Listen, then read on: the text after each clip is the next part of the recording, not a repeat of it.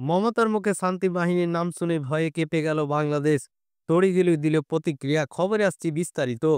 বাংলাদেশে শান্তিরক্ষা বাহিনী পাঠানোর পরামর্শ দিয়েছেন মুখ্যমন্ত্রী মমতা বন্দ্যোপাধ্যায়।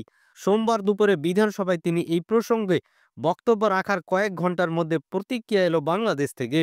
বাংলাদেশের অন্তর্বর্তী সরকারের তরফে সাংবাদিক বৈঠকে উঠে এসেছে মমতার প্রসঙ্গ। বিক্ষোভের আগুনে জ্বলছে বাংলাদেশ। হিন্দু সন্ন্যাসী চিন্ময় কৃষ্ণ দাসের গ্রেপ্তারি ঘিরে উত্তাল গোটা দেশ। সংখ্যালঘু হিন্দুদের উপর অত্যাচারের অভিযোগের পাহাড় তৈরি হয়েছে। তার মধ্যে মমতার মন্তব্য শুনে নড়ে চড়ে বসল ইউনূস সরকার। প্রতিক্রিয়া দিলেন তৌহিদ হোসেন।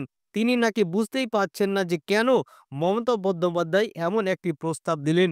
সোমবার বিধানসভায় বাংলাদেশ প্রসঙ্গে কথা বলতে গিয়ে শুরুতেই মমতা বলেন, আমি এই ব্যাপারে নাক গলাতে চাই না, এটা কেন্দ্রীয় সরকারের বিষয়।